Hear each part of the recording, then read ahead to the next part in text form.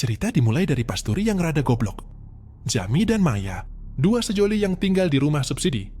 Mereka lagi bahagia banget nih, karena hasil genjotan si Jamie ke Maya berbuah anak. Terus mereka mutusin buat syukuran. Tapi si Jamie ini goblok banget, bukannya yasinan, malah beli ciu bakal mabuk bareng Maya. Nah pas mau nyampe, si Jamie dicegat 3 bocah bangor, malak minta rokok. Tapi Jamie malah cuek bebek buat gak memperdulikan mereka, dan langsung masuk ke warung Mbak Marni buat beli ciu. Nah pas Jamie mau pulang, ketiga bocah bangor tadi masih aja ganggu si Jamie. Saking keselnya kali ya, mereka ngelempar sampah ke Jamie. Si Jamie ini udah goblok, nyali juga nggak ada. Bukannya ngelawan atau manggil lemak, malah bacot doang. Ya lu tau lah bre, itu malah bikin kesel doang. Prosecco, okay? Non-alcoholic. My girlfriend's pregnant, so go fuck yourself, okay?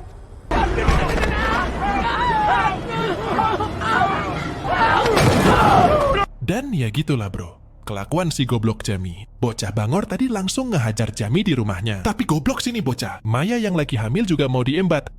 Jadi saran gue nih bre, jangan kayak Jamie ya. Kalau nggak punya nyali, nggak usah banyak bacot, kan jadi kasihan bini lo dijebol orang. Oke, kita balik ke scene. Nah, untungnya si Maya berani ngelawan pakai pisau dapur.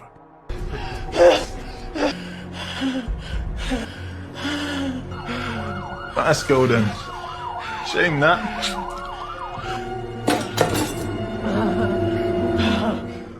Beralih ke tempat lain, kita lihat ada mbah yang udah sepuh meninggoy karena serangan jantung. Ternyata mbah sepuh ini adalah mbahnya Maya yang punya rumah di pedesaan. Yang karena nggak punya anak, rumah dan tanah tersebut pun diwariskan buat Maya. Nah, karena si Jamie udah nggak kuat bayar cicilan rumah, akhirnya mereka mutusin buat pindah ke rumah mbahnya Maya. Pas udah nyampe, Maya dan Jamie ketemu perawat mbahnya. Sebut aja Mbah Marni. Hampir setiap hari, jadi teman ngopi mbahnya Maya. Kok mirip Rose di film Titanic ya bre? Nah, Mbah Marni ini ngelarang mereka berdua ke dalam hutan yang ada di belakang rumah mereka. Kata Mbah Marni, dulu mbahnya Maya sempat punya anak cewek, tapi tiba-tiba ngilang gitu aja. Dan enggak tahu kemana. Katanya sih ada mitos. Anak cewek mbahnya Maya diambil makhluk kerdil yang biasa dijuluki leprechaun. Jadi kayak semacam kamu elf tapi versi jelek, yang biasanya mendiami daratan Irlandia. Nah, salahnya mbahnya Maya waktu itu adalah dia lupa ngasih persembahan daging mentah. Jadi si makhluk kerdil itu nyulik anak cewek mbahnya Maya. Wajar sih bre, namanya pikun. But when she... Oh no, please tell us. Nah, karena kondisi rumahnya udah pada lapuk, mereka yang duitnya pas-pasan mutusin buat pergi ke kota kecil terdekat buat nyari kuli bangunan yang diketahui bernama keluarga Whelan. Pas udah selesai ngebooking, Jamie dan Maya yang gabut meluncur ke bar yang cuman ada satu-satunya di kota itu. Hai. Mereka berdua ternyata disambut baik sama Mbah Marni, yang ternyata cewek klub. Wow, coba lo lihat nih bre, ada mbah yang udah sepuh mabuk parah, gokil sih. Jadi dia ngasih tahu Jamie dan Maya buat waspada sama anggota keluarga Whelan yang bakal jadi kuli bangunan di rumah mereka. Karena setahu si mbah ini, keluarga Whelan ini dikenal sering sekali terlibat dengan masalah. Someone to start straight away. What's his name? Don't take any notice of them. The Whelans are fine. They might get a little raucous. Setelah si kakek diusir karena seolah menakuti mereka berdua. Nah, si Mbah Marni ini meminta izin ke Maya buat masuk ke halamannya tiap hari sebelum matahari terbenam, karena dia udah janji sama mendiang soulmate-nya buat selalu ngasih persembahan sesajen daging mentah untuk diletakkan di depan tembok pembatas. Tapi karena Maya mau hidup tenang dan damai kayak anak senja, tanpa harus ribet percaya sama hal-hal berbau mitos, jadi dia ngelarang si Mbah Marni buat masuk ke rumahnya. Gue heran dah, ini pasturi songong amat ya, bilang aja males gitu. And they'll need feeding every day. Okay, every day. Promise. Besoknya pas mereka baru bangun tidur, mereka berdua kaget tiba-tiba keluarga Whelan muncul. Bentar bre, lah ini si Whelan masuk dari mana ya? Apa dia punya kuncinya? Apa dia punya kenalan orang dalam? Untung aja dia lagi nggak ngecrot. Tapi emang ini pasturi goblok sih, bukannya ngusir si Whelan. Si Jamie dan Maya malah ngebiarin keluarga Whelan berkeliaran di rumah mereka. You're starting a family business yourself, huh? Oh, well, we want it to be a surprise. Mumpung pasturi goblok ini lagi pergi belanja ke pasar, gue mau ngenalin lo sama 4 anggota keluarga Whelan. Yang pertama ada si ayah. Kedua, ada si sulung yang punya muka tengil, tukang ngorekin upil, dan boker di toilet kamarnya si Maya tanpa disiram. Ketiga, ada si adik yang badannya gembul. Dan terakhir, ada si bungsu, yang sama tengilnya kayak si sulung, kembali ke pasturi goblok yang ziarah ke makam Simbah. Kebetulan ada seorang pendeta yang sedang berdoa, di mana Maya bertanya mengenai kisah menghilangnya anak cewek mbahnya. Menurutnya, apa yang dibilang Simbah Marni itu benar, kalau ada sosok makhluk kerdil di dalam hutan belakang rumah mereka. I can't approve of your actions, but I sincerely hope that you find peace here. Thank you. Pas mau pulang, mereka berdua ngeliat Simbah Marni bareng sama warga lain yang lagi berada di tengah kebun. Lagi usaha nyari keberadaan Simbah Metal yang mabuk itu bre, yang ternyata belum pulang semenjak pulang dari bar kemarin. She made a bargain with the Red Caps to save her dying husband. Could have been a postnatal depression thing, because some women do hurt their children. Sesampainya di rumah, Maya langsung masuk ke dalam, sementara Jamie mutusin buat ngusir si sulung. Dan si bungsu yang lagi ngerokok di depan pintu. Lo paham kan? Si Jamie ini cuman bisa ngebacot dan enggak punya nyali. Dia yang so jagoan. Nyoba negor mereka buat, jangan ngudut di depan pintu, dan jangan duduk di depan. Tapi dengan gaya tengilnya, mereka berdua justru malah nyangkin ngeledek dengan sengaja ngudut tepat di depan babang brewok ini. Yeah, how could I forget that arsehole? Yeah. The famine? Nah, 2 famines. 2 fucking famine. Nah, si Maya yang cangcutan doang gondok pas lihat si kuning masih ngambang di lubang kloset.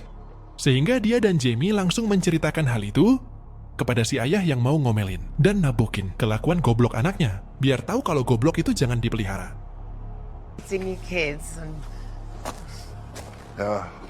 Well, they need to know their place. Sebelum matahari terbenam, Maya pun melakukan apa yang disuruh sama Mbah Marni, yaitu meletakkan daging mentah di depan tembok pembatas. Di mana Maya benar-benar terkejut saat daging mentah tersebut benar-benar lenyap dalam hitungan detik doang.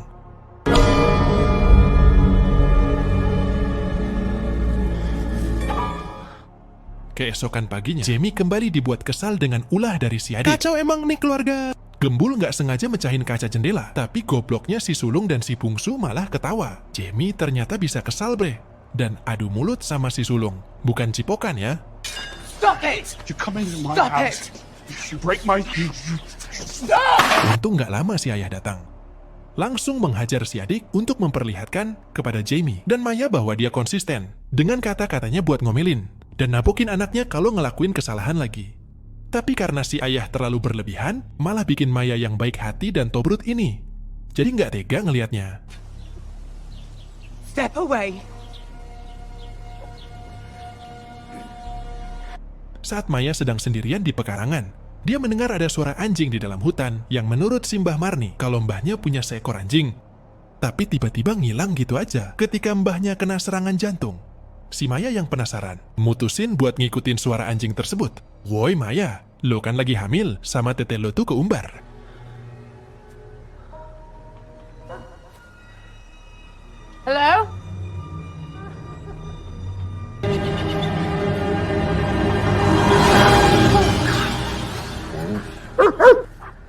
You're Rory's dog, Molly, aren't you? Dan ya, terdapat sebuah gubuk kecil dengan lubang menuju ruang bawah tanah, entah tempat siapa itu. Tetapi ketika Maya kembali, dia melihat ada si adik yang sedang duduk sendirian. Maya yang baik hati tapi goblok ini nyamperin si gembul. Kasian lihat tubuhnya akibat sering ditabokin sama si ayah yang ternyata berwatak galak.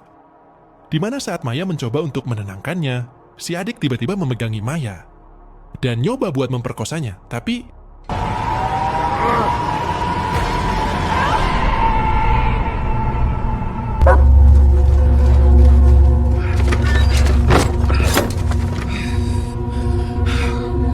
entah apa yang sudah terjadi, Maya berhasil lolos dari si adik dengan wajah yang ketakutan terhadap sesuatu yang pastinya bukan takut karena si adik, melainkan ada sesuatu hal yang lain yang dia takuti.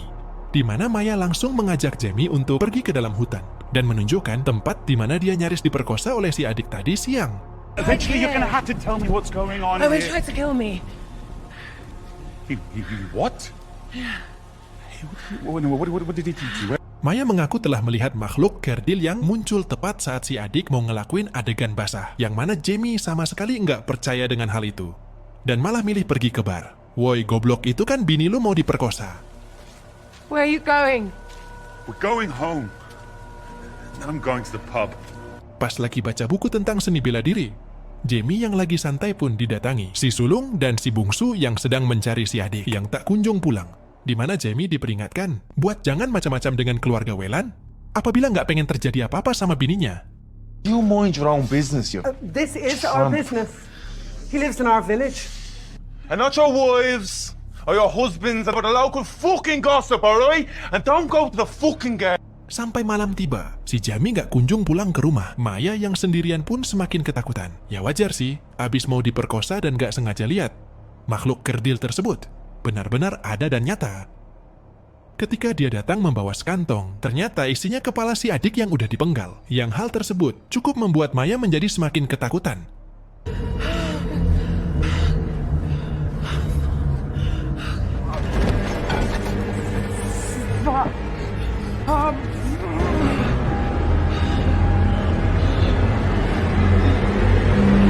Gak lama si Jamie pun pulang ke rumah dengan kondisi lagi mabok. Dia sangat terkejut ketika melihat potongan kepala si adik di dalam kantong. Mana pas banget lagi keluarga Whelan muncul. Whelan yang datang untuk menanyakan di mana si adik. Panik gak tuh? Maya langsung naik ke atas buat ngebuang kepala si adik. Freaks know something! Now open this fucking door! I'm dialing. Alright, calm yourself. Karena Jamie gak mau membukakan pintu, si ayah pun menyuruh si sulung untuk naik ke atap dan masuk melalui atap yang bolong, di mana Maya sendiri akhirnya ketahuan setelah si adik mengagetkannya. Sekaligus berhasil mengetahui apa yang ada di dalam kantong tersebut.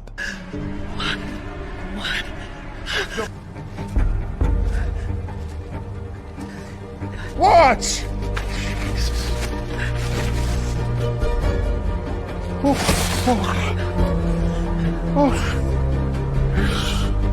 Sementara si Maya mutusin buat pergi ke dalam hutan, si ayah dan anak-anaknya mulai maksa masuk ke dalam rumah, di mana Jamie yang lemah pun harus menghadapi si sulung yang sudah memegang pisau di tangannya.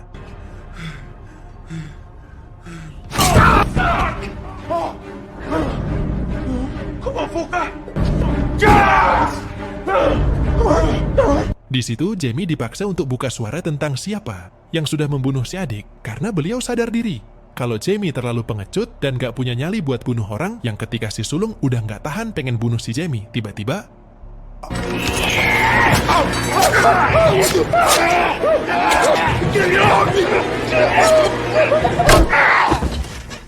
si bungsu sendiri terlihat masih ngamuk gak jelas di lantai bawah. Yang karena tak ada lagi barang yang bisa dirusak, dia pun keluar rumah. Yang di situ sudah ada Maya bersama dengan para makhluk kerdil. Yang ternyata pas Maya ke dalam hutan tadi adalah untuk meminta tolong kepada makhluk ini buat bantu dia dan Jamie bisa ngelawan keluarga Whelan ini.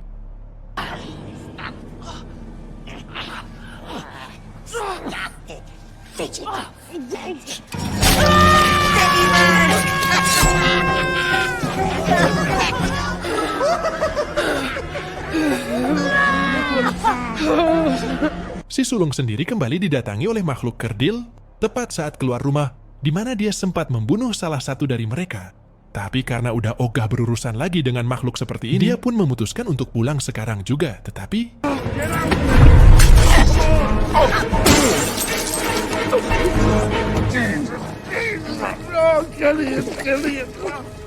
ya, setelah semua anak-anaknya sudah mati, kini yang tersisa hanyalah si ayah. Seorang Jamie yang sudah capek ditindas dan sudah saatnya menjadi pahlawan. Ngajak si ayah buat duel menggunakan tangan kosong. Mulai ada nyalinya dia, bre. Tetapi si ayah justru malah menembak bahunya.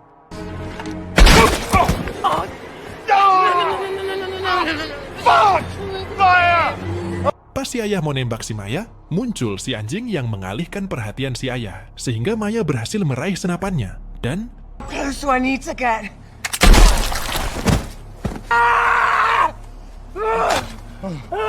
tepat saat mimpi buruk ini selesai dan jasad keluarga Whelan dibawa ke markas makhluk kerdil, Maya akhirnya melahirkan secara mandiri tanpa bantuan paraji atau bidan. Yang ketika matahari sudah terbit, Jamie langsung pergi ke swalayan untuk membeli beberapa keperluan yang dibutuhkan. coat yourself shaving. Something like that. Dan terjadi hal yang gak diduga.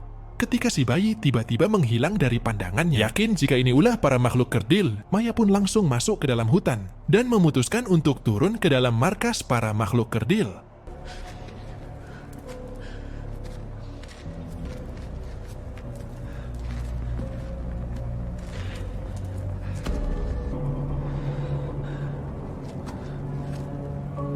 Dan betapa terkejutnya Maya ketika melihat ada seorang mbah-mbah yang ternyata adalah anak cewek mbahnya yang diceritakan menghilang.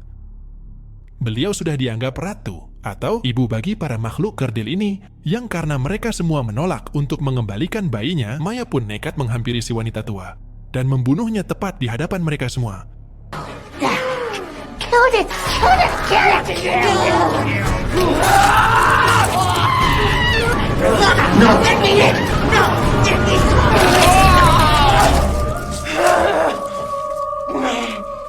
Dan ya, karena si wanita tua sudah mati, para makhluk kerdil ini pun kini menyembah Maya sebagai ratu baru mereka, di mana Jamie sendiri baru saja pulang ke rumah dan menemukan si bayi sudah ada di tempatnya, dengan Maya yang berada di pekarangan. Jamie, you're just in time. Entah apa yang sudah terjadi kepada Maya, dengan langit yang berwarna merah pekat, Maya pun dikucuri oleh darah, sebagai bentuk simbol penobatannya sebagai ratu baru, di mana Maya terpaksa melakukan hal ini sebagai pengorbanan atas nyawa suami dan bayinya, biar mereka bisa hidup normal tanpa diganggu lagi oleh para makhluk kerdil ini. Tamat. Ending yang sangat membagongkan.